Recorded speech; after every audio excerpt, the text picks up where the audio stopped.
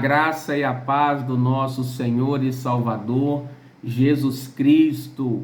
Deus não atribui pecado a seus filhos. Foi isso mesmo que você leu, e isso está no capítulo 4 aos Romanos, no versículo 8. Olha o que Paulo diz: bem-aventurado aquele a quem o Senhor jamais atribuir pecado. E na NVI diz: como é feliz aquele a quem o Senhor não atribui culpa. Então, na Almeida atualizada, a Nova Almeida atualizada, diz que bem-aventurado é aquele que o Senhor jamais atribui ou atribuir pecado. E na NVI, ele se utiliza o tradutor da palavra culpa. Mas como assim? Existe alguém na face da terra que Deus não atribui pecado? Paulo está aqui fazendo uma comparação, uma relação entre a lei e a graça. Porque com a graça nós fomos tornados justos. E o que é uma pessoa justa diante de Deus? É uma pessoa que não tem culpa, ela não tem condenação contra ela. E por isso Paulo está dizendo que bem-aventurado é o homem que o Senhor não atribui pecado. Por quê? Porque Jesus Cristo pagou por todos os nossos pecados. No capítulo 5 aos Romanos, no versículo 1, Paulo diz que nós fomos justificados por meio da fé e temos paz com Deus através de Jesus Cristo. Então nós somos justificados não é por aquilo que nós fazemos ou fizemos para Deus, mas nós somos tornados justos por aquilo que Jesus fez por nós. Então a justiça, a ausência de culpa que nós temos foi mediante o dom da justiça. O dom porque no capítulo 5, verso 17 aos Romanos, Paulo diz que pela ofensa de um só reinou o pecado e a morte no mundo. Quanto mais aqueles que recebem a abundância da graça e o dom da justiça reinarão em vida por meio de Jesus Cristo. Então, nós recebemos o dom da justiça. O que é um dom? É um presente. Nós nascemos de novo e essa nova vida que nós recebemos, ela foi criada em verdadeira justiça e santidade. É o que Paulo diz aos Efésios no capítulo 4. Então nós já nascemos justos quando Deus nos gerou de novo. As coisas velhas ficaram para trás, eis que todas se fizeram novas. E isso é tão importante nós sabermos, porque isso traz paz para nós, isso tira de nós o peso da culpa, da condenação, da dívida. Nós não temos mais dívidas com Deus, porque aos Colossenses Paulo diz que a cédula de dívida que havia contra nós, pelas ordenanças de Deus, essa cédula foi cravada na cruz de Cristo. Cristo cravou lá no madeiro essa cédula de dívida. Então nunca devemos nos sentir como se Deus não nos amasse, não olhasse para nós com paz, com amor. Nós nunca devemos pensar que temos algum tipo de dívida com Deus, como se Ele estivesse irado e nos punindo por alguma coisa que nós fizemos, algo que nós pensamos, porque Ele não pode mais atribuir culpa a nós, uma vez que Ele mesmo deu o seu único filho para pagar a nossa dívida. E isso é independentemente de obras, porque aqui também no capítulo 4, onde nós lemos no verso 6, Paulo diz assim: e é assim também que Davi declara ser bem-aventurado aquele a quem Deus atribui justiça, independentemente de obras. Então não são pelas obras que Deus nos justificou. E nem será daqui para frente também, depois que nós nascemos de novo. Porque agora nós vivemos pela graça, pelo dom da justiça. E Paulo vai dizer para nós no capítulo 7 aos Romanos que existe uma lei do pecado que habita em nossa carne. Olha bem como ele diz: porque nem mesmo compreendo o meu próprio modo de agir, pois não faço o que prefiro, e sim o que detesto. Ora, se faço o que não quero, consinto com a lei que é boa. Neste caso, quem faz isso já não sou eu, mas o pecado que habita em mim. Porque eu sei que em mim, isto é, na minha carne, não habita bem nenhum. Pois o querer o bem está em mim, não porém o efetuá-lo.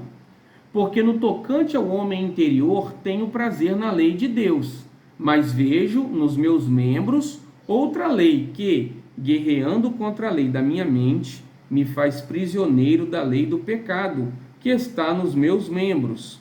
Graças a Deus por Jesus Cristo, nosso Senhor, de maneira que eu, de mim mesmo, com a mente, sou escravo da lei de Deus, mas segundo a carne, da lei do pecado. Então Paulo está dizendo: eu não compreendo o meu modo de agir, porque eu quero fazer o bem, mas faço o mal. Por que ele diz?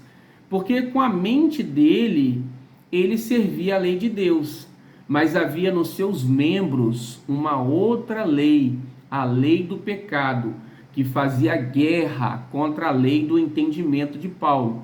Então ele diz que nos membros dele, essa palavra membros é literalmente membros do corpo.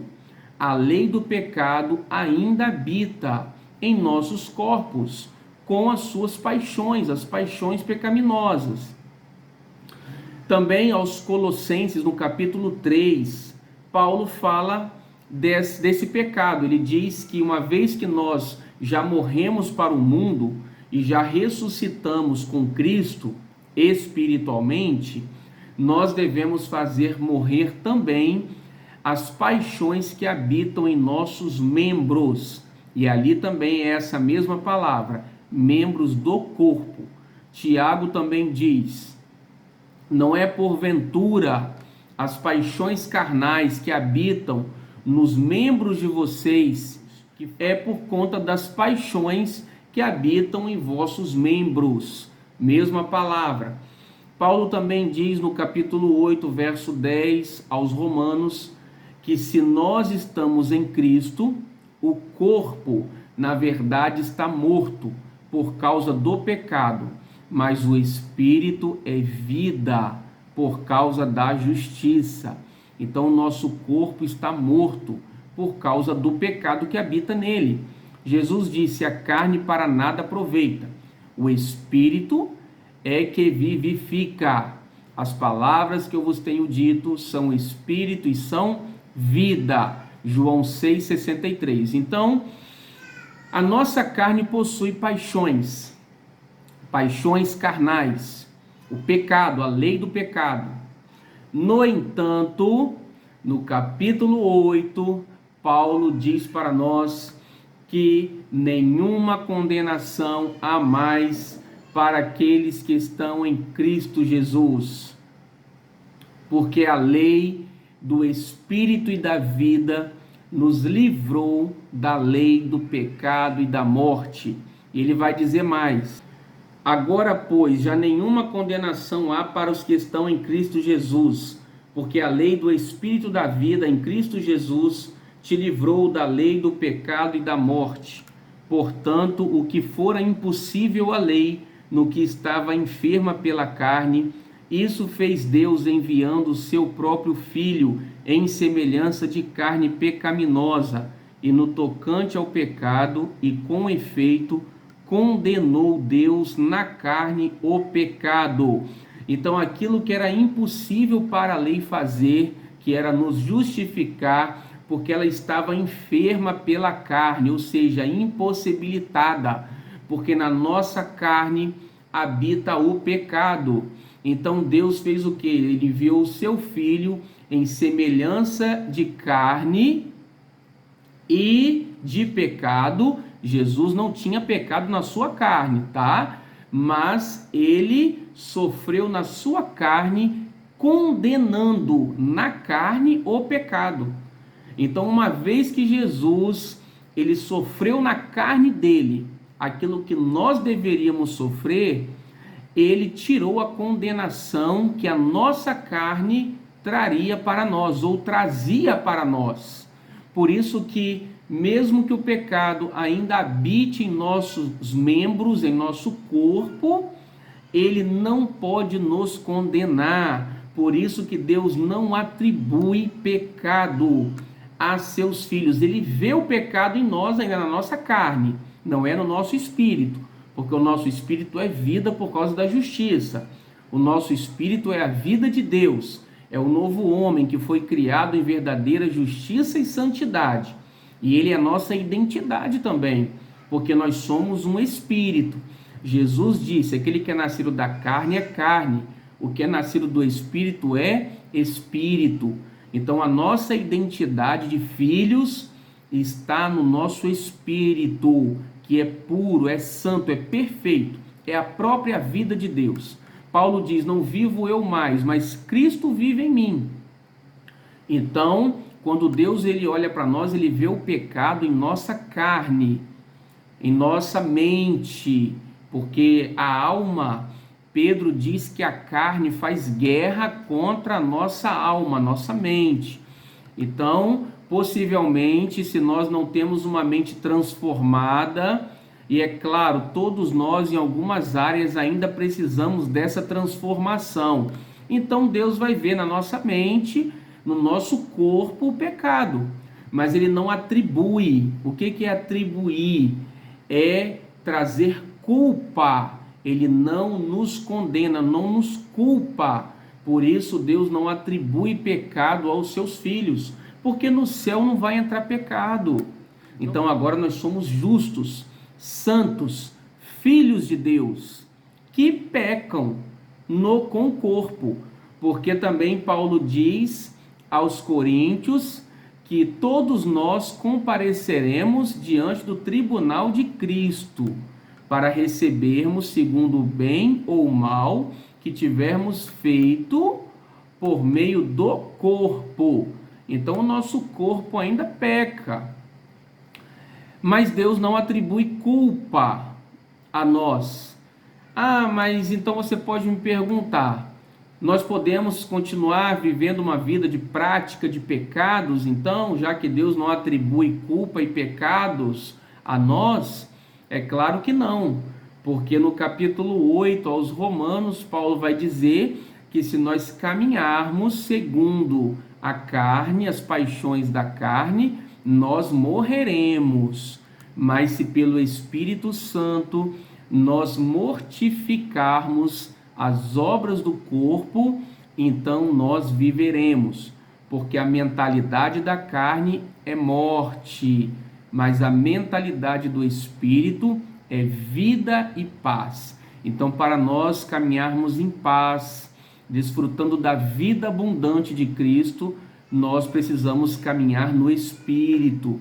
Paulo diz: uma vez que vocês agora estão no Espírito, caminhem também no Espírito. E ele também diz aos Gálatas: não se utilizem da liberdade que vocês têm para darem ocasião à carne. Então nós temos que mortificar as paixões da nossa carne.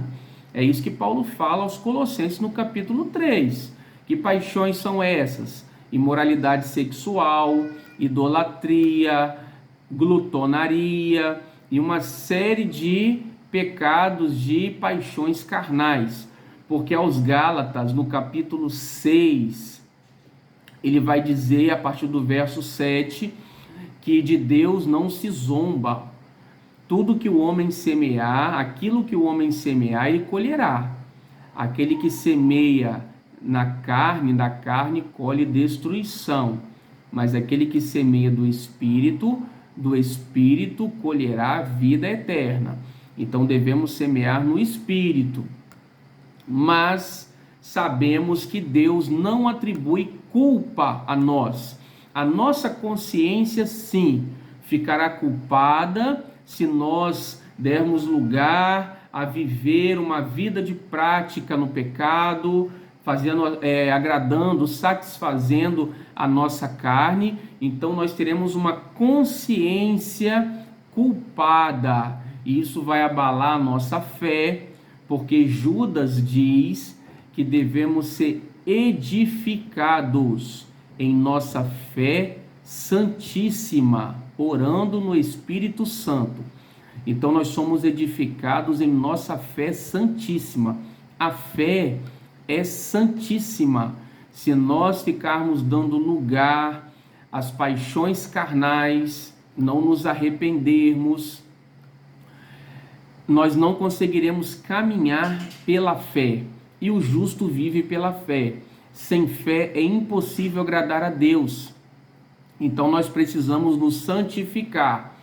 Também o pecado gera tristeza. O salmista diz que o humor dele, a alegria dele secou.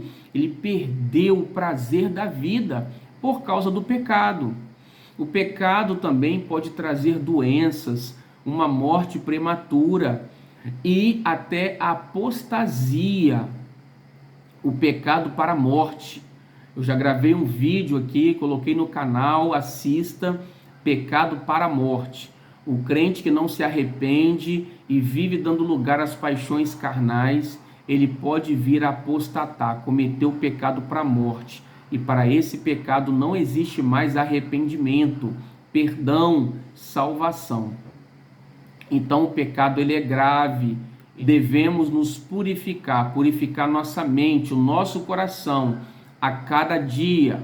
Também no arrebatamento, no capítulo 21 de Lucas, Jesus diz que para que aquele dia não nos surpreenda, devemos cuidar que os nossos corações não se encham de impureza, de bebedices, de cuidados dessa vida, para que não sejamos surpreendidos. Então, um crente que tem uma vida morna, que não tem uma vida fervorosa, que não vive em obediência, ele ficará aí para o governo do anticristo.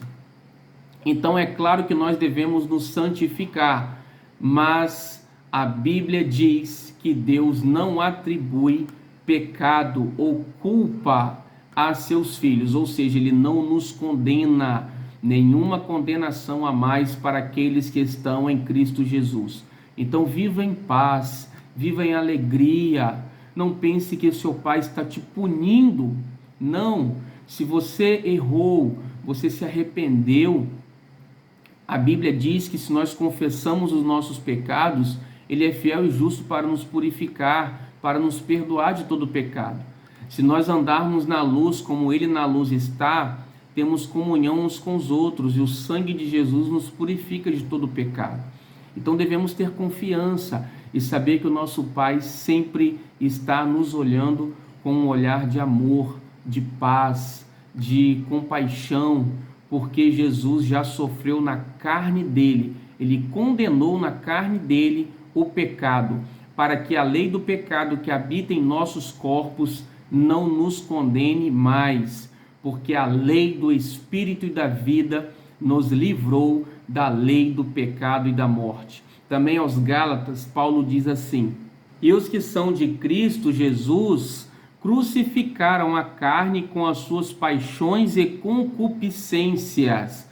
Então, aqueles que são de Cristo já crucificaram, o verbo está no passado. A nossa carne já foi crucificada com Cristo, com as paixões dela. Mas então por que nós temos ainda essas paixões, essa lei que nos faz desejar o pecado? Deus permitiu que esses prazeres continuassem em nossa carne, em nosso corpo, para provar nossa fé, para provar a nossa obediência a Ele.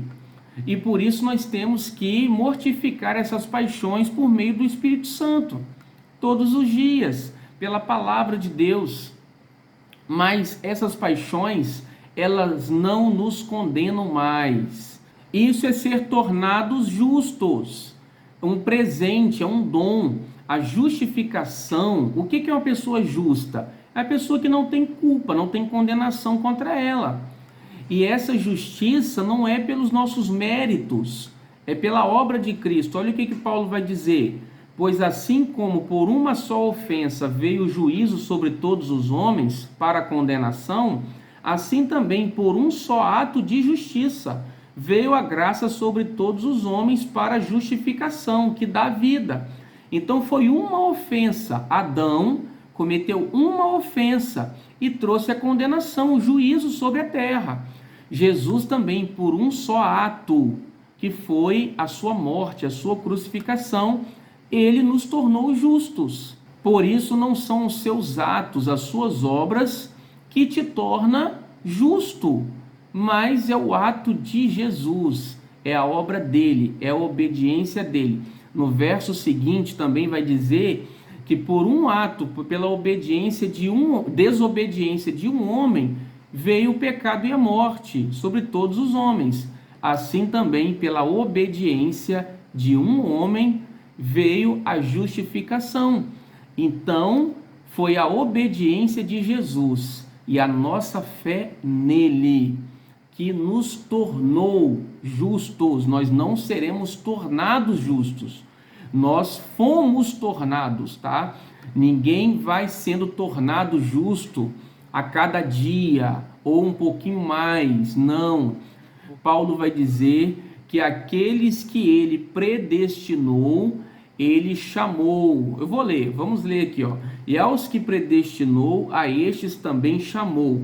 E aos que chamou, a estes também justificou.